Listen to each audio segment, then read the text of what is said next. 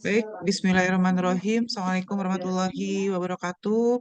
Bapak, Ibu, adik-adik mahasiswa, kita lanjutkan perkuliahan kita ke kuliah yang kedua hari ini.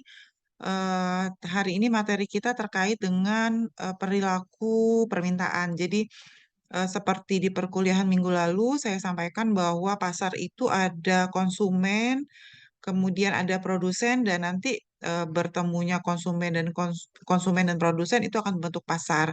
Nah, hari ini kita akan bicara dulu mengenai perilaku konsumen yang nantinya akan meng-create permintaan ya. Saya izin share screen dulu materi saya. Sebentar. Kelihatan nggak? Kok yang ini yang tampil ya? Sebentar. Nah, oke. Sudah tampil materinya? Udah ya. Baik, jadi hari ini judulnya mengenai perilaku konsumen, permintaan, penetapan harga produk pertanian. Sebetulnya kalau di S1 materi ini juga dipelajari ya Bapak Ibu, adik-adik, mahasiswa, teman-teman. Tetapi kalau di S1 kita belajar perilaku konsumen itu bisa sampai 3 sampai 4 kali pertemuan gitu. Tapi ini karena kalau di S2 karena ekonomi agribisnis ini adalah eh, mencoba untuk merangkum makro dan mikro sehingga kita coba tuntaskan dalam satu kali pertemuan. Jadi semoga bisa selesai ya dan semoga bisa dipahami. eh Sebentar, oke. eh Isi materi kita yang pertama adalah teori utilitas atau kepuasan, lalu maksimum utility. Yang ketiga adalah keseimbangan konsumen, dan yang keempat adalah penentuan kurva permintaan. Kita mulai dengan yang pertama, yaitu teori utilitas atau kepuasan. Jadi ketika konsumen menginginkan sesuatu, sebetulnya kalau konsumen ingin sesuatu, itu yang ingin dia penuhi itu adalah kepuasannya. Nah, dalam konsep teori ekonomi mikro, tingkat kepuasan itu disebut dengan tingkat di ekonomi mikro, kepuasan itu disebut dengan utilitas ya. Jadi utilitas itu adalah tingkat kepuasan seseorang atau individu untuk mengkonsumsi barang atau melakukan suatu aktivitas. Dalam analisis ekonomi, utilitas sering digunakan untuk menggambarkan urutan preferensi sekelompok barang. Jadi misalnya kita punya 3 barang yang mau kita beli, maka kita minta nanti kita urutkan dari yang paling kita suka, paling ingin kita beli sampai yang benar-benar nggak mau kita beli. Nah, itu sebetulnya konsep yang kita pakai adalah konsep utilitas. Nah, jika semua barang ditawarkan pada harga yang sama, tetapi kalau tadi kita punya 3 barang, kemudian harganya semua sama, maka sangat rasional bila kemudian konsumen pasti akan mengambil barang yang memberikan kepuasan terbesar.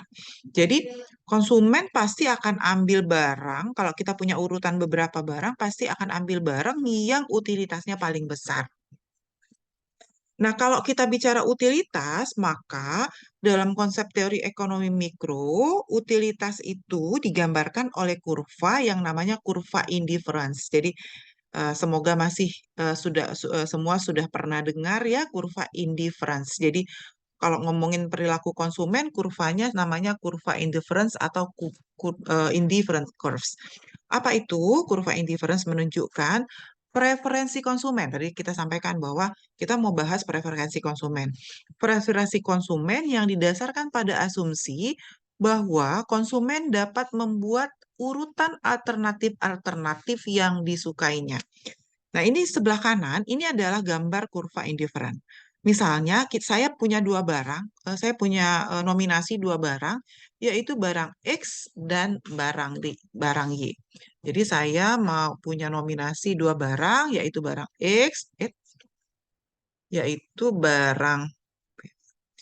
barang X dan barang Y. Nah, kemudian kalau seandainya tentu saja ketika kita membuat kombinasi ingin mengkonsumsi barang X dan Y, kalau barang X-nya banyak, maka barang Y-nya biasanya sedikit. Kira-kira gitu. Misalnya di titik A, ketika kita ada di titik A, itu yang kita beli X1-nya cuma X1. Y-nya itu sebesar Y1. Ketika kita ada di titik B, konsumsi X-nya sebesar X2, Y-nya sebesar Y2, tetapi ketika saya ingin X-nya lebih banyak, tentu saya harus mengurangi Y. Jadi konsep dari kurva indifference itu sebetulnya adalah substitusi dalam konsep konsumsi. Jadi menambah yang satu itu berarti harus mengurangi konsumsi yang lain. Jadi harus nambah. Sehingga di titik C itu kita bisa konsumsi X sebesar X3, tetapi Y-nya turun jadi Y3. Tetapi terus titik pertemuan antar barang itu kalau titik temunya tuh kita hubungkan itu namanya kurva indifferent. Kurva indifferent itu ciri-cirinya cembung terhadap titik nol nih, cembung terhadap titik nol, kurva indifferent. Nah, ada beberapa prinsip terkait kurva indifferent. Yang pertama adalah dia cembung terhadap titik nol. Ini titik nol, titik pusatnya, titik awalnya, dan dia cembung terhadap titik nol, titik nol. Kedua, turun dari kiri atas ke kanan bawah, dari atas ke bawah. Itu ciri-ciri kurva indifferent. Kemudian apalagi ciri-ciri kurva indifferent? Lihat kombinasi barang di A, di B, dan di C itu beda. Di A itu lebih banyak Y, sementara di C itu lebih banyak X. Tetapi tetapi kepuasan di titik A, di titik B, di titik C itu sama. Jadi, kepuasan konsumen mengkonsumsi barang di sepanjang kurva indifferent itu sama, walaupun kombinasi barangnya berbeda. Kalau nanti misalnya terjadi peningkatan pendapatan, ini misalnya pendapatannya sebesar Z, misalnya pendapatannya sebesar Z1. Misalnya nih, karena ada promosi terus naik pendapatan naik, maka kurva indifferentnya biasanya naik menjadi Z2 tergantung peningkatan pendapatan. Nah, Z1 sama Z2 itu kepuasannya lebih tinggi Z2 daripada Z1. Jadi Z2 karena posisinya lebih tinggi di atas Z1, itu tingkat kepuasannya lebih besar daripada Z1. Kira-kira gitu. Ya. Jadi prinsip pertama adalah dia cembung terhadap titik nol, lalu turun dari kiri atas ke kanan bawah, dan di sepanjang kurva indifferent yang sama itu kepuasannya sama. Tetapi makin tinggi kurva indifference-nya, jadi kalau kurva indifference-nya berbeda, maka kurva indifference yang paling tinggi, yang paling jauh itu adalah yang paling tinggi kepuasannya. Jadi misalnya nanti ada Z3, ada Z4, maka Z4 ini nanti yang akan memberikan tingkat kepuasan paling tinggi. Dan biasanya peningkatan kurva indifferent ke atas itu terjadi karena peningkatan pendapatan, karena dapat warisan, jadi karena ada tambahan income yang didapat oleh rumah tangga. Saya lanjut. Nanti kalau ada yang mau tanya bisa langsung ya. Jadi asumsi kurva indifferent itu apa? Tadi sudah disampaikan. Prinsipnya karena dia ada dua barang, pasti konsepnya opportunity cost. Nambah yang satu berarti ngurangin yang lain. Jadi ada konsep opportunity cost dan harga. Jika semua barang ditawarkan pada harga yang sama, maka konsumen akan membeli barang yang utilitasnya paling besar. Tadi sudah disampaikan. Yang kedua ada perilaku rasional. Apa itu perilaku rasional? Konsumen akan mengkonsumsi barang hanya jika utilitasnya lebih besar daripada disutilitas atau harga yang harus diperoleh. Jadi kita tuh cuma mau konsumsi kalau kira-kira kepuasan yang kita dapat itu lebih besar daripada uang yang kita keluarkan untuk beli barang tersebut. Itu konsepnya. Kemudian lebih banyak itu lebih baik daripada sedikit. Itu menurut konsep kurva indifferent. Dan yang ketiga, keinginan manusia itu tidak terbatas. Mengenai keinginan manusia tidak terbatas, kita sudah bahas di kuliah minggu lalu bahwa ketika ilmu ekonomi itu lahir karena kebutuhan manusia yang tidak terbatas, keinginan yang tidak terbatas, tetapi sumber daya yang digunakan untuk memenuhi kebutuhan itu terbatas. Jadi keinginan manusianya tidak terbatas, tapi sumber dayanya terbatas. Jadi ada 4 kata kuncinya, ada resource, ada need, ada scarcity, ada choice akhirnya. Choice itu adalah karena dia harus memilih sumber daya yang terbatas tadi. Nah, kemudian ada ketika tadi ya kita bicara kurva indifferent, maka di dalamnya juga ada konsep preferensi. Tadi saya sampaikan bahwa kita diminta untuk mengurutkan mulai dari yang paling kita suka terkait barang yang mau kita beli sampai dengan barang yang paling nggak kita suka. Dan tentu ketika kita mengurutkan sesuatu, Misalnya saya ngurutin, oh saya pinginnya beli beli misalnya ya, saya pinginnya beli beli rumah dulu gitu, baru beli laptop, baru beli HP misalnya gitu. Maka, tetapi preferensi saya untuk beli rumah itu tentu tidak hanya sekadar preferensi gitu. Saya harus punya budget. Harus punya budget. Atau dalam konsep ekonomi mikro, dalam buku-buku ekonomi mikro biasanya sering disebut dengan anggaran. Kita punya kendala budget. Sehingga ketika saya ingin memenuhi kepuasan saya, ingin membeli barang, memenuhi kebutuhan, lalu saya dapat kepuasan, biasanya saya yang jadi pertimbangan itu adalah anggaran yang saya punya atau budget. Maka budget atau anggaran itu biasanya akan menjadi kendala. Kendala itu maksudnya constraint. Tentu, ya, dengan kendala preferensi yang kita punya dan dengan budget yang ada, kita akan memaksimumkan kepuasan sampai batas nanti garis anggaran. Budget constraint ini biasanya diwakili oleh garis anggaran atau dalam bahasa ekonomi sering disebut dengan budget line. Tujuannya sama ya, tujuannya sama yaitu untuk maksimum utility. Ini karakteristik kurva indifferent ya, tadi sudah saya bahas. Ini juga turun dari kiri kanan ke bawah gitu ya. Kumpulan kurva indifferent itu disebut dengan kurva indifferent maps. Ya, kemudian indifferent itu nggak boleh berpotongan. Jadi kalau nanti gambar kurva indifferent, nggak boleh kurva indifferentnya kayak gini, nggak boleh. Kurva indifferent itu tidak pernah berpotongan. Jadi gambar kurva indifferent itu kalau dia ini di level bawah, ini di yang kedua naik pendapatan lagi, naik lagi, tapi dia tidak pernah berpotongan. Jadi kurva indifferent untuk satu rumah tangga atau individu itu tidak boleh berpotongan. Slope-nya negatif ya, karena slope-nya negatif, slope negatif itu maksudnya kalau nambah barang X berarti harus ngurangin barang Y atau sebaliknya dan cembung terhadap titik nol. Nah, kalau lihat karakteristik yang tadi saya sampaikan, kalau ini adalah kurva A dan ini adalah kurva B, oke. Mungkin Mbak Dian Indasari bisa bantu yang memenuhi prinsip tadi yang kurva A atau yang B, Mbak Dian, yang memenuhi syarat-syarat kurva indifferent. Yang A atau yang B yang memenuhi syarat?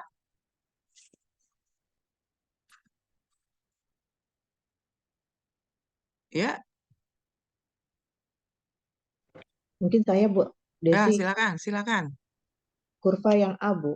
Oke, makasih Bu Indah. Jadi yang A, Bapak Ibu, teman-teman semua, yang A, kenapa satu aja yang kita lihat yang paling gampang itu bahwa dia kurva indifferent itu nggak pernah berpotongan. Kalau ini kan berpotongan tuh udah jelas salah kurva indifferentnya. Jadi yang betul yang A.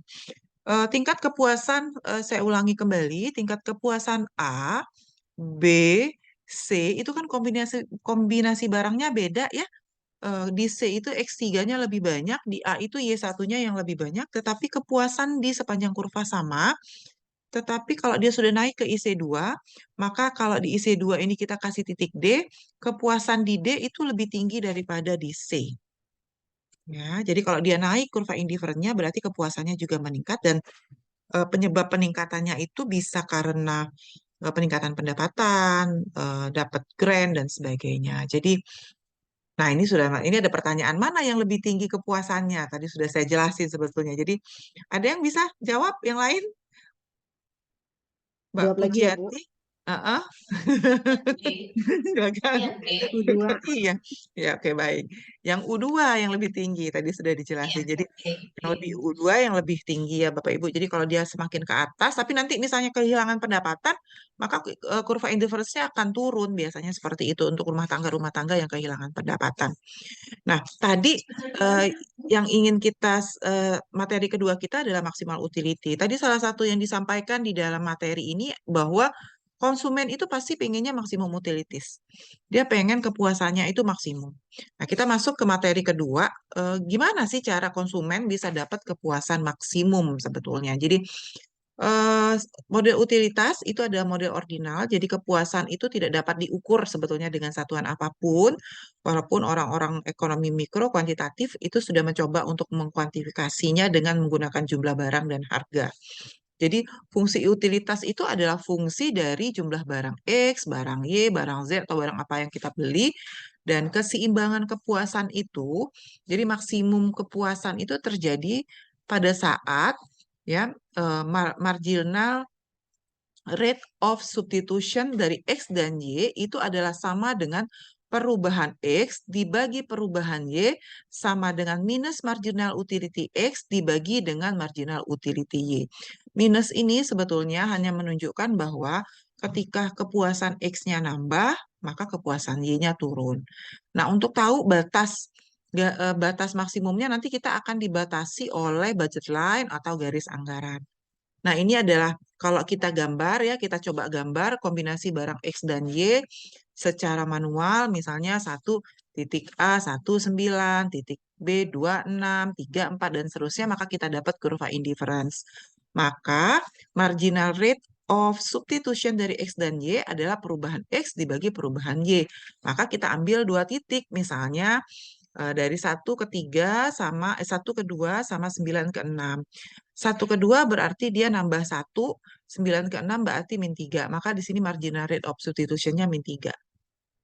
Kira-kira gitu. Jadi artinya kita harus untuk nambah 1X kita harus mengurangi 3Y. Jadi ini sebetulnya -3 ya. Jadi kalau dia 3 berarti perubahan Y-nya adalah -3 karena dia turun dibagi dengan 1. Jadi -3 itu sebetulnya -3 dibagi 1. Artinya nambah 1X itu berarti harus mengurangi 3Y. Kira-kira itu marginal rate of substitution. Nah, yang kedua, kita akan bahas garis anggaran atau budget line. Jadi, kalau saya punya pendapatan, maka tadi asumsinya kita cuma bicara dua barang ya, kita baru bicara dua barang, ada barang X dan barang Y. Maka pendapatan saya, uang yang saya punya itu full, asumsinya ya bisa lebih kecil sama dengan dibelikan untuk mengkonsumsi barang X dan Y. Jadi P ini adalah harga X, Q ini adalah jumlah barang X yang dikonsumsi. PY ini adalah harga barang Y, dan QY adalah jumlah barang Y yang mau kita konsumsi atau kita beli. Atau kira-kira sederhananya, kalau saya punya uang 1 juta, ya, kalau saya punya uang 1 juta itu M saya, harga barang yang saya mau beli itu misalnya 100.000, ya, 100.000 dikali 5 untuk barang X-nya, ditambah ini X, ditambah misalnya sisanya 50.000, ya, 50.000 dikali 10 barang Y. Maka habislah 1 juta ini, karena tadi kan lebih kecil sama dengan. Kira-kira konsepnya seperti itu. Maka nanti kita bisa gambar kurva garis anggarannya dengan mencari titik potong. Jadi kalau yang di bawah itu adalah M dibagi harga PY untuk barang X. Kalau di sini titik potongnya jumlah income yang kita punya dibagi dengan harga X. Nanti titik potong di sini tarik garis ya. Itu kita akan dapat garis anggaran. Ya. Kalau konsumen mau pakai semuanya ya tadi jadi sama dengan. Berarti anggarannya habis untuk konsumsi barang X dan Y. Berarti dia pakai sama dengan. Nah, garis anggaran tadi bisa berubah. Tadi saya sampaikan bahwa kalau pendapatan kita naik, berarti kan garis anggarannya naik. Jadi pergeseran garis anggaran dari A1 ke A2 itu berarti naiknya jumlah Y dan jumlah X disebabkan karena naiknya anggaran konsumen. Jadi kalau garis anggarannya pindah dari A1 ke A2 itu biasanya terjadi karena peningkatan pendapatan, peningkatan insentif dan sebagainya itu biasanya narik garis anggarannya pindah.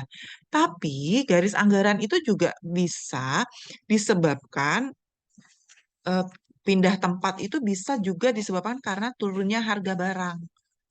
Ya, kalau dia disebabkan oleh turunnya harga barang, kalau disebabkan oleh turunnya harga barang, misalnya tadi kan aslinya di sini nih satu di sini. Jumlah barang X yang dibeli itu cuma sampai sini. Kemudian harga barang X turun, berarti jumlah barang X yang bisa dibeli itu jadi lebih banyak. maka kurvanya geser ke kanan jadi A2.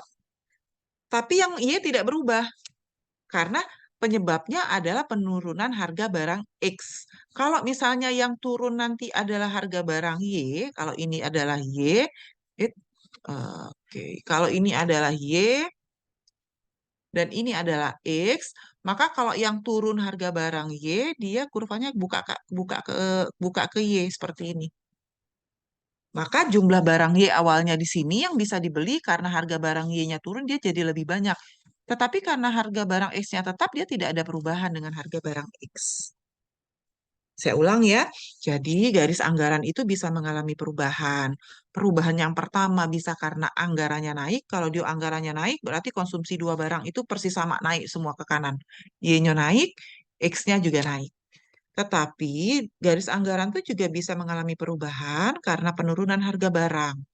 Kalau harga barang X-nya yang turun, maka lebih banyak harga barang X yang dibeli.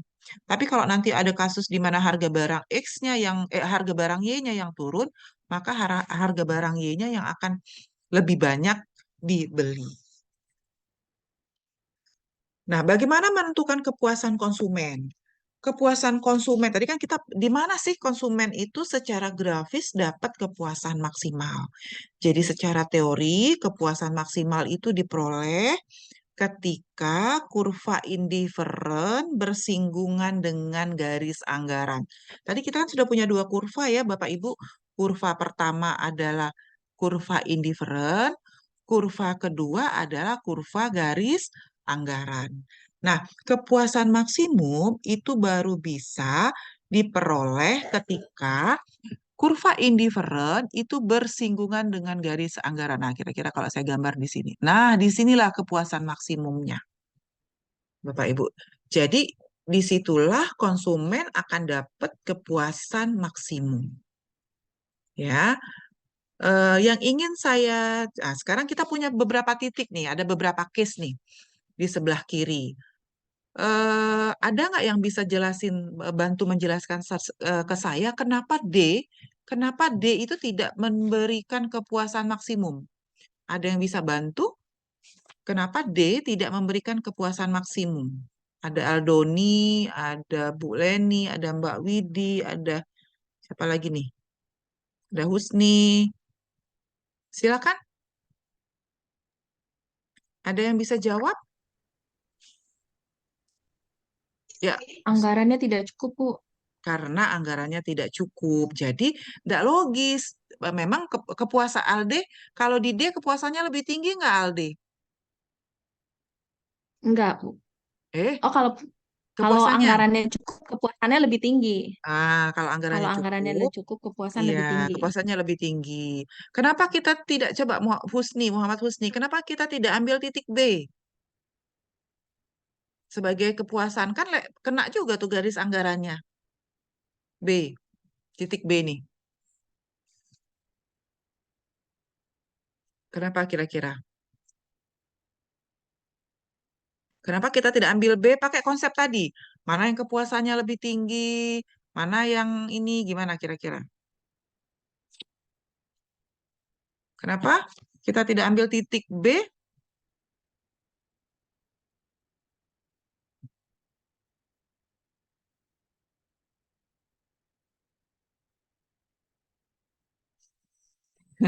Ada Mbak Dinda, silakan.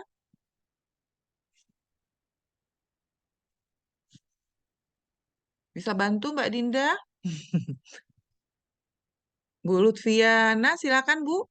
Kenapa kita tidak ambil titik D? Kenapa kita tidak ambil titik D? Kenapa M. Aldoni? Kenapa tidak ambil titik D? Don? Yang anggaran tadi Bu, anggaran dia belum cukup kalau untuk Mm-mm. sehingga dia tidak mencapai di titik maksimalnya atau titik optimalnya gitu Bu. Oke. Anggarannya tidak cukup ya? Oke. Ada nggak yang Iya. punya komen yang lain? Anggarannya cukup nggak sih sebetulnya di titik B itu? Barang Yang di Heeh. B ya barang Bu. X-nya cuma Yang B, sedikit. di B, di B, Dia di B. lebih Di banyak B. barangnya. Oke. Ada lagi yang lain? Kenapa kita tidak pilih titik B, titik B? kepuasan Mbak Tri, konsumennya belum maksimal, Bu. kenapa? Karena di B itu betul ya. Jadi di titik B itu kepuasannya lebih rendah daripada di titik C. Anggarannya sama-sama cukup, dia bisa dilewati juga oleh garis anggaran, tetapi lihat kepuasan titik B itu ada di IC1. Sementara kalau kita pilih titik C, kepuasannya ada di IC2. Ya, apalagi kalau kita pilih di titik A. Kalau kita pilih titik A itu kepuasannya lebih rendah, uangnya juga banyak yang nggak terpakai, ya kira-kira gitu. Karena di titik A tuh kita tuh kepuasan nggak tercapai, padahal kita bisa beli barang lebih banyak dan anggarannya juga banyak kebuang karena anggarannya ada di sini. Makanya kita juga tidak pilih titik A. Ada yang mau tanya sampai sini? Silakan. Bisa dipahami sampai sini kita udah belajar tentang perilaku konsumen dimulai dari bagaimana konsumen itu ingin memuaskan kebutuhannya dan konsepnya secara teori disebut dengan kurva indifference. Ya, dari sini nanti kita akan belajar menurunkan eh, kurva permintaan. Jadi kita akan tahu, oh ternyata kurva permintaan itu turunnya dari kurva indifference. Izin tanya, Nggak? Bu, boleh, Bu? Ya, silakan. Ini Bu, nanti seandainya kita ada case gitu untuk membuat grafik ini terkait dengan apa namanya Mm-mm, kurva indifferent. Jadi kita mm-mm, dalam menentukan penggambaran barang tadi, misalkan ada barang X dan barang Y, mm-mm, terus kita mm-mm. masukkan di dalam kurva, kira-kira ada ketentuannya nggak, Bu? Barang X itu harus barang yang sejenis ini dan barang Y itu harus sejenis ini, atau itu random aja kita bisa meletakkan barang X itu jenis barang apapun, begitu juga dengan barang Y. Sebetulnya dalam konteks hubungan barang ya, jadi nanti barang itu punya hubungan substitusi. Yang saya sampaikan ini adalah barang yang punya hubungan substitusi. Bentuknya seperti itu. Jadi kalau barangnya barang substitusi, pasti X naik, Y turun. Tetapi nanti kita akan ketemu barang itu komplementer. Kalau dia komplementer, bentuk kurvanya seperti ini. Kenapa? Karena yang satu dipakai, yang lain juga dipakai. Jadi ada jenis barang, ada barang komplementer, ada barang substitusi, dan ada barang yang nggak ada hubungan. Kira-kira gitu. Tapi konsep umumnya adalah karena di dalam konsumsi barang itu ada proses persaingan antara yang satu dengan yang lain karena dia berangkat dari konsep opportunity cost, umumnya perilaku barang itu seperti ini gitu. Walaupun dalam beberapa riset kita akan menemukan hubungan-hubungan yang lain antar barang. Jadi ada barang yang sifatnya komplementer kan kalau di dalam teori ekonomi mikro semoga ada di slide ini nanti jenis-jenis barang. Lanjut ya. Gitu ya, Don? Oke. Nah, Oke, Bu. keseimbangan konsumen. Jadi ketika di titik yang tadi di C itu apa sih yang terjadi ketika di titik C itu marginal rate of substitution yang hubungan antara sigma Y, marginal rate of substitution itu kan sigma Y dibagi dengan sigma X tadi itu adalah minus dari PX dibagi dengan PY atau marginal utility dari X dibagi dengan marginal utility dari Y itu sama dengan minus harga X dibagi dengan harga Y. Bahkan kalau nanti ada persamaan, tadi ya kata seperti kata Doni, kalau misalnya datanya bukan data ordinal, tetapi data kontinu, maka dia akan berbentuk seperti kayak turunan, bukan delta. Tetapi eh, apa ya, diferensiasi pertama dari persamaan Y dan persamaan X. Kira-kira gitu, turunan pertamanya. Nah, sekarang kita akan coba, setelah kita memahami apa namanya kepuasan maksimum, kita akan coba pahami tentang kurva permintaan. Apa itu kurva permintaan? Saya yakin pasti semua sering dengar ketika belajar di Sadono Surkirno itu kita langsung disuguhi teori penawaran dan teori permintaan, terus kita langsung dikasih kurva demand tanpa kita tahu kurva demand itu sebetulnya turun dari mana kan kunci dari penawaran permintaan itu adalah supply dan demand. Di buku Sadono Sukirno kita tuh langsung dikasih begini aja bahwa kurva demand itu seperti ini negatif, kurva supply itu positif, tapi kita tidak tahu turunnya dari mana. Dan di S2 saya akan sampaikan bahwa kurva demand itu turunnya dari kurva indifferent. Nah, kita akan coba lihat gimana sih cara menurunkan kurvanya. Ya, pengaruh perubahan tadi kan saya sampaikan bahwa garis anggaran, saya rewind lagi ke sini, saya ingetin dulu bahwa garis anggaran bisa berubah. Pertama disebabkan karena anggarannya naik, kedua disebabkan karena harganya turun. Ya, kalau di harganya naik, kurva garis anggarannya naik langsung begitu saja dengan kemiringan yang sama, tetapi ketika harganya turun, dia akan naik jumlah barang yang dibeli untuk barang yang harganya turun. Kalau ini harga X yang turun, maka jumlah X-nya naik yang dibeli. Nah, efek perubahan ini ternyata berdampak. Apa dampaknya? Yang pertama, kita akan bicara tentang income consumption curve. Jadi, bisa saja, misalnya ini. Nah, coba ada bisa nggak? Kalau yang kurva yang atas ini kan kurva indiferennya naik tuh dari IC1 ke dari A1 ke A2 ke A3. Ini penyebabnya apa sih sebetulnya? Ada nggak yang bisa bantu?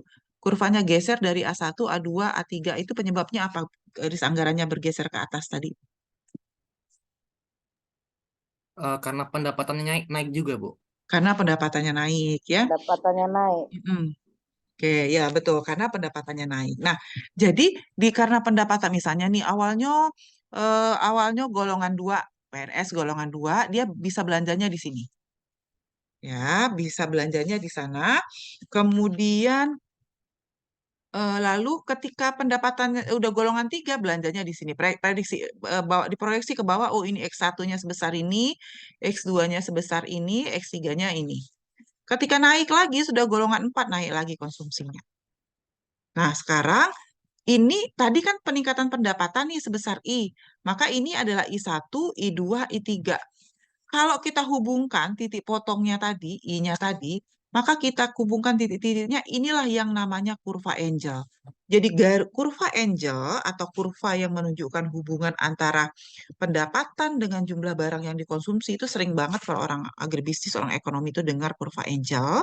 Itu sebetulnya terjadi karena perubahan anggaran. Jadi anggarannya tuh naik, maka akan muncul apa yang disebut dengan kurva Angel. Kalau di buku Sadono kita langsung dikasih tahu bentuk kurva, hanya langsung dikasih tahu kurva Angel bentuknya seperti ini.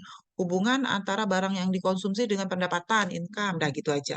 Tanpa kita tahu bahwa sebetulnya kurva Angel itu turun dari kepuasan maksimum, kombinasi kepuasan-kepuasan maksimum yang ada di dalam kurva indifference.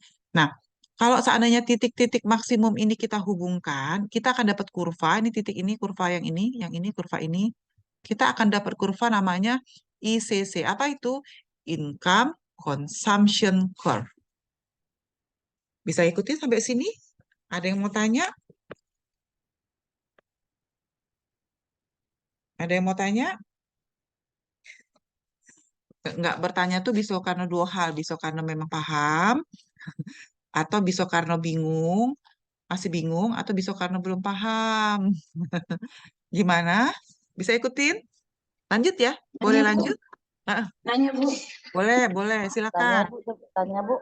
Ya, Ini silakan. nanyanya Ya, masih nyambung. Bu Lufiana dulu, silakan. Bu Lufi, silakan Bu. Lagi nanya Bu. Ya, Di situ kan ada ICC ya terbentuk ya Bu ya. ya. Income konsumsi kurva yang di bawahnya tadi kita ambil kurva Angel. Kalau Mm-mm. dilihat dari bentuk kurva itu Bu, ini bukan Mm-mm. ada tarik garis lurus nih. Dari Ya. X1 itu menyentuh ke titik yang di titik kurva konsumsi 1. Terus yang Mm-mm. dari X2 Mm-mm. kemudian barang X2 dia ke kurvanya tetap di posisi kurva konsumsi 2. Ah. Jadi X3 itu ke konsumsi kurva konsumsi 3. Nah, di situ Mm-mm. kan ada ICC akhirnya terbentuk jadi pola income konsumsi kurva. Mm-mm. Itu berdasarkan dari pengambilan itu dari peningkatan pendapatan tadi ya Bu. Iya, Saja betul. pola konsumsinya itu hanya terbentuk seperti pola karena kenaikan pendapatan mereka akan juga kenaikan dari kurva konsumsinya. Ya. Berarti Ya, pendapatan naik juga. ya, Pendapatan naik berarti berpengaruh terhadap tingkat konsumsi konsumen. Bisa dilihat dari situ. iya. Izin Bu, Oke. apakah dia bisa digunakan untuk kebutuhan ekonomi seseorang, bahwa kalau kita aplikasinya ke kehidupan, pendapatan seorang semakin tinggi, maka tingkat untuk konsumsi atau daya beli seseorang itu juga tinggi. Ya, betul Bu. Gimana, Bu? Jadi karena itu teori mengatakan kalau Bapak Ibu gimana rasanya? Kalau pendapatan naik, konsumsinya naik nggak kira-kira? Kalau Ya, rasanya iya, ya. ya, Jadi iya. sebetulnya geser dari A1 ke A2 itu, jadi awalnya posisinya ada di A1, di sini di A1 ya. Ntar dulu, kita cari eraser dulu. Hapus dulu. Oke. Oke. Awalnya sebetulnya kondisi awal kita ada di A1 ya. Ketika di A1 kita cuma mampu konsumsi barang X itu di sini kan, sebetulnya ini kan titik maksimalnya ya. Dia mampunya konsumsinya di sini nih X-nya. Y-nya di sini. Kira-kira gitu. Nah, kemudian pendapatannya naik. Jadi pendapatannya dulu naik dari A1 ke A2, maka garis anggarannya geser dari A1 ke A2. Ini garis anggaran pertama, ini garis anggaran pertama, ini garis anggaran kedua. Ketika garis anggaran naik, tentu kita mau konsumsi lebih banyak, maka kurva indifference-nya ikut naik. Jadi IC2, indifference curve 2, kira-kira gitu. Jadi terus ketika naik lagi jadi A3, lihat bahwa dengan naiknya barang kan kombinasi barang yang di titik maksimum yang bisa kita ambil tuh juga beda-beda kan, awalnya di sini, kemudian di sini, kemudian di sini. Jadi terjadi karena peningkatan pendapatan, maka kurva angel itu adalah kurva yang menunjukkan hubungan antara jumlah barang yang dikonsumsi dengan pendapatan. Jadi I ini pendapatan. Karena kan tadi geser dari A1 ke A2 ke A3 itu terjadi karena pendapatan. Betul. Ada lagi silakan Bapak Ibu.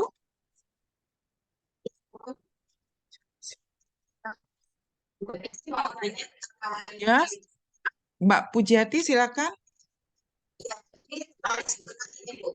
Perubahan perilaku konsumen ya. Mm-mm. Pada saat kita menghitung kurva indifference ini, itu dalam periode beda tentunya ya, Bu ya. Bisa jadi bisa Mm. 2020 konsumen A memilih produk A. Namun dengan peningkatan budget ataupun peningkatan pendapatan di tahun 2021 mungkin dia akan berubah ke barang B. Seperti itu ya, Bu ya, Nah, konsepnya. iya. Itu nanti akan kita pelajari setelah ini. Jadi bisa saja sebetulnya kombinasinya nggak naik ke sini. Nanti kurvanya sebetulnya bisa saja, bentar ya. Sebetulnya nanti setelah ini kita akan belajar lebih detail lagi. Ini pahami dulu yang ini. Ini kan dia konsumsi barang substitusi itu naik-naik. Tapi bisa saja nanti kita akan ketemu kasus di mana awalnya kan di sini tuh. Tapi kata Mbak Puji tadi, terus ternyata ke sini. Bisa saja nanti di sini dia kurva indifferentnya, tapi tetap tidak berpotongan. Dia tetap tidak boleh berpotongan. Bisa saja di sini. Justru ketika nanti pendapatannya naik, dia justru mengurangi konsumsi barang X dan meningkatkan konsumsi barang Y. Nah, itu nanti akan kita ketemu dengan konsep barang normal, barang netral, barang substitusi itu tadi. Jadi tergantung jenis barangnya. Kalau kita ketemu dengan barang-barang yang komplementer atau barang atau kalau dia turun itu kan berarti dia barang inferior. Nah, kalau dia turun, itu berarti kita ketemu, oh, kalau ternyata turun, berarti barang yang kita konsumsi itu adalah barang inferior. Kenapa inferior? Karena ketika pendapatan kita naik, kita malah nurun ke konsumsi barang tersebut. Gitu. Oh, ada lagi yang lebih ini ya, Iya, lebih nanti detail lagi setelah ini nanti kita ya. akan bahas. Oh, Jadi dia ya. tidak selalu lurus seperti ini nanti. Tapi saya belum sampai sana. Oke. Izin Ibu, Siap, makasih. siap. Nah, selanjutnya tadi kan Oh, saya sampaikan bahwa anggaran itu bisa terjadi, bisa berubah karena perubahan harga. Nah, ini tadi, kalau hargaannya turun, dia geser dari A1 ke A2 ke A3. Y-nya tetap. Maka kita akan dapat garis kurva indifferent baru yang kalau kita hubungkan titik-titik maksimumnya itu namanya price consumption curve. Ya, kalau kita proyeksikan ke bawah, kita akan dapat Q1, Q2, Q3. Ini sebetulnya Q1, Q2, Q3. Kalau yang pertama tadi di kiri itu adalah income, kalau price consumption curve itu di kirinya ini adalah harga. Nah, inilah kurva di Diemen. Jadi kurva Diemen itu sebetulnya, makanya kalau kita Diemen itu, hukum Diemen itu mengatakan kalau harga naik maka jumlah barang yang dibeli turun. Ini kan betul nggak kombinasi antara barang yang dikonsumsi dengan harga barang. Kalau harga barang turun, jumlah barang yang dikonsumsinya naik. Jadi kurva Diemen yang selama ini kita pelajari itu turunnya dari hubungan antara kurva indifference dengan garis anggaran. Gimana bisa dipahami? Kalau yang pertama tadi lihat beda kurvanya, kalau ini titiknya nggak berubah, tapi kalau yang ini tadi titik X, Y-nya berubah semua. Tuh lihat, Y1, Y2, Y3. Itu terjadi karena perubahan anggaran, kalau yang kedua ini terjadi karena perubahan harga. Lanjut ya. Ada mau tanya? Silakan. Sampai sini.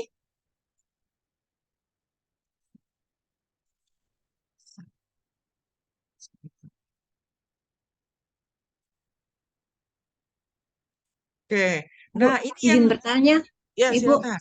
Ya, silakan. eh, kalau ini tadi kan terkait harga dengan terkait pendapatan yang berubah. Mm-mm. Nanti apabila terjadi kenaikan pendapatan yang bertambah diiringi dengan kenaikan harga, apakah hasilnya akan eh, menimbulkan Ya, perpotongan atau ya seperti baik. apa? Oh, ini bisa dijadiin PR ini pertanyaannya nih. Gini Mbak, kalau terima kasih Mbak, pertanyaannya bagus sekali. Kalau dua-duanya naik Mbak, berarti dia nggak akan geser dengan cara yang sama seperti ini. Nggak akan, kalau dua-duanya naik. Maka yang terjadi adalah, saya hapus dulu, yang terjadi adalah ininya, ya, ini, maka dia akan seperti ini. Slope kurvanya nanti nggak akan sama lagi. Nah, kira-kira gitu. Kalau tadi kan slope-nya sama tuh, seperti ini. Nih, ya kalau garis tapi nanti kalau dia dua-duanya berubah dalam kasus atau riset-riset ini biasanya terjadi dalam riset, maka dia slope-nya nggak akan sama lagi. Nah, misalnya gitu slope-nya beda dia, atau kalau misalnya ternyata peningkatan pendapatan itu dibarengi penurunan harga yang sangat yang besar penurunan harganya, maka dia bisa sampai ke sini, slope-nya tuh jadi beda, kemiringan kurvanya. Bisa nggak diikut gitu Mbak Widi, diikuti seperti itu? Ya, jadi dia kalau awalnya kalau cuma harga doang dia slope-nya sama begini aja, itu kalau harga saja.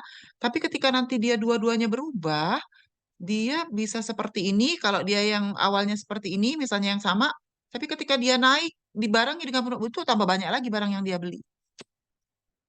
Seperti itu. Bisa ikutin sampai sini, Mbak? Bisa ditangkap? Oke, baik. Terima kasih. Oke. Nah, tadi ditanya sama Bu Lufi. Jadi, Bu, memang di dalam konsumsi itu ada efek yang namanya efek substitusi dan ada efek pendapatan. Nah, ini tadi. Nah, efek substitusi dan efek pendapatan ini mempengaruhi pergerakan kurva indifferent. Jadi, dia nggak selalu tadi kan kalau kita lihat kurva yang kita buat itu dia selalu gesernya seperti ini gini. Ini X-nya ada ini lagi. Dia pasti gesernya ke atas sehingga ada positif gitu. Kalau kayak gini kan enggak nih, dia agak curam. Nah, jadi ada dua efek sebetulnya. Jadi bergesernya ketika pendapatan naik, kurva indifferentnya tuh bergeser, itu bisa karena dua. Karena ada efek substitusi dan karena ada efek pendapatan. Efek substitusi itu apa? Bila bila mana terjadi naiknya harga barang X akan menyebabkan permintaan barang Y-nya naik. Jadi naiknya harga barang X menyebabkan permintaan barang Y-nya naik. Itu yang mana? Saya hapus dulu ya biar nggak tumpuk-tumpuk. Itu yang mana? Efek substitusi itu. Efek substitusi itu dari X1 ke X3 nih, lihat. Dari X1 ke X3. Itu adalah efek substitusi bila terjadi naiknya harga barang X akan menyebabkan naiknya permintaan Y. Jadi dia geser dari X1 ke X3. Atau dari C ke A. Bentar ya Bapak Ibu.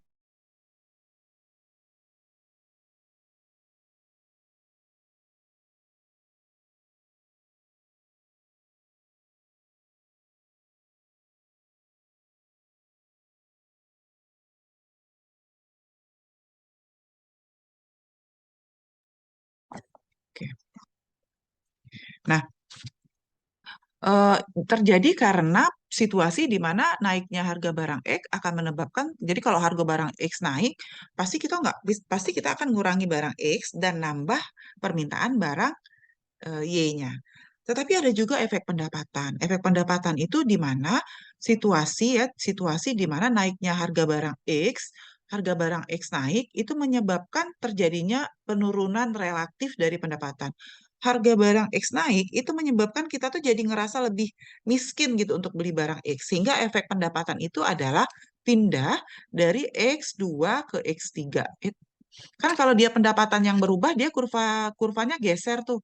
Geser ke B, ya, geser ke B, kemudian karena dia ada efek pendapatan, naiknya harga barang, penurunan pendapatan, maka dari X3 itu ke X2 gesernya. Jadi ada beberapa efek sebetulnya yang bisa terjadi ketika di lapang ketika terjadi perubahan harga dan juga terjadi perubahan pendapatan.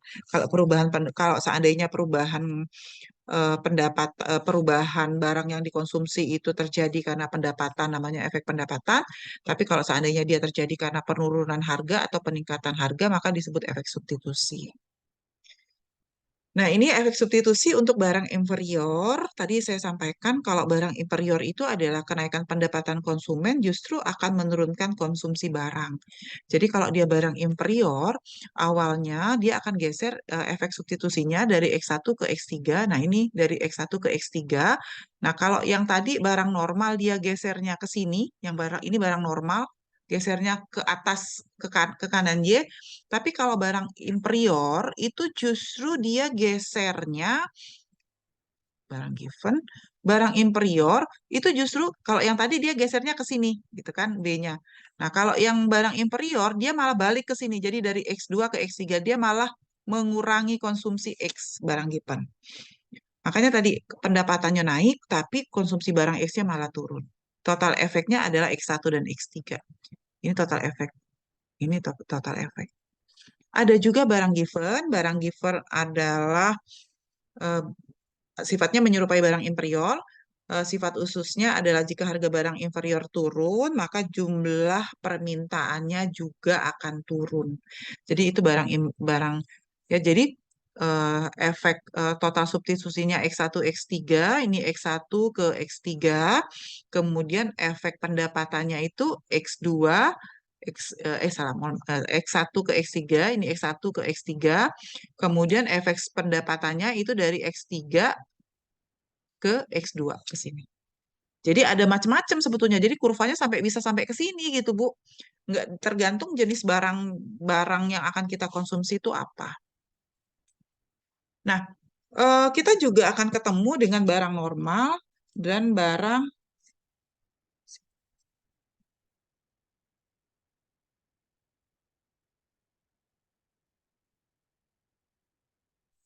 Oke, dengan barang normal atau barang superior, di mana kalau barang normal sama superior itu biasanya berlaku hubungan hukum permintaan, di mana kalau harga naik, permintaan turun, harga turun, permintaan naik, ya. Maka atau kalau kurva inferior dia berlaku hukum penawarannya negatif karena efek pendapatan negatif tadi kalau inferior. Nah, ini kurva demand-nya normal nih. Ini untuk barang normal. Jadi kurva yang selama ini kalau kita tahu, oh kurva demand itu sudutnya negatif, itu sebetulnya hanya berlaku untuk barang normal. Ya, tapi kalau untuk barang tidak normal, pernah nggak sih Bu ketemu kurva barang yang sudutnya harganya naik, jumlah barangnya naik? Ada. Kita kan pada saat kita riset biasanya kita akan ketemu kasus-kasus yang seperti itu. Bisa baca dari jurnal juga barang apa sih gitu ya yang termasuk barang normal. Atau ketika kita juga bisa ketemu justru dengan barang yang ketika harganya turun, permintaannya turun. Itu kalau inferior tadi ya. Jadi dia sudutnya negatif. Tapi normally untuk barang di dalam teori kurva demand itu selalu sudutnya negatif yang ini. Barang given, nah ini tadi saya bilang barang given ketika harga turun ya barang given tidak sama dengan barang inferior tetapi bertentangan terhadap hukum permintaan. Jadi ketika harga barang X, ini kan harga barang X-nya turun nih sebetulnya karena dia ke sini, tetapi bukan justru nambah harga barang X, justru harga barang X-nya turun ke B. gitu. Sehingga memang kurva demand-nya ini jadi positif. Lihat nih, untuk barang given kurva demand-nya jadi positif. Tadi kan awalnya kurva demand-nya seperti ini, negatif. Tapi untuk barang-barang inferior, kurva demand-nya jadi positif. Kenapa? Karena pada saat harga turun justru dia ngurangi konsumsi. Padahal secara teori kalau harga turun dia harusnya nambah. Jadi kalau seandainya nanti riset terus ketemu dengan kasus, kenapa ya Bu kalau harga beras gitu? Harga beras tuh ya harga berasnya naik, ya konsumsinya naik, misalnya gitu. Kok naik kan nggak logis konsumennya, kira-kira gitu. Ya karena harga beras itu mau berapapun dia naik, konsumen akan tetap mau konsumsi. Kalau harga beras itu eh, kalau dalam konsep ekonomi mikro biasanya disebut dengan dia inelastis terhadap perubahan konsumsi beras, itu biasanya inelastis terhadap perubahan harga karena mau harga berasnya naik atau turun, itu biasanya konsumsinya ya segitu-segitu aja, kira-kira gitu. Beda kalau respon dari barang-barang mewah terhadap perubahan harga. Harga mewah, barang mewah turun, itu biasanya permintaannya langsung naik. Elastis sekali, kira-kira gitu. Jadi, tapi kalau barang-barang konsumsi pangan, itu biasanya perubahan harga, respon permintaan terhadap perubahan harga itu biasanya nggak cepat inelastis. Silakan jika ada yang ingin ditanyakan terkait materi perkuliahan hari ini, Bapak, Ibu, teman-teman, adik-adik semua, silakan. Ada yang mau ditanyakan? Ada? Bisa ditangkap ya apa yang saya pahami? Apa yang saya pahami? Apa yang saya sampaikan? Bisa? Ada yang mau tanya? Nanti silakan dibaca kembali apa namanya bahan kuliahnya. Kalau ada yang mau ditanyakan silakan. Kemudian untuk latihan terkait materi yang saya sampaikan, silakan nanti coba-coba dikerjakan materi perkuliahan yang kedua. Ada soal hitungan yang kedua ya. Mungkin itu dari saya. Ada yang bertanya nggak ada? Kalau tidak ada, saya tutup kuliahnya. Terima kasih atas perhatiannya. Wassalamualaikum warahmatullahi wabarakatuh. Mohon maaf lahir dan batin. Terima kasih. Waalaikumsalam. Waalaikumsalam Saya langsung warahmatullahi nge-lab ya. wabarakatuh. Terima kasih. Terima kasih.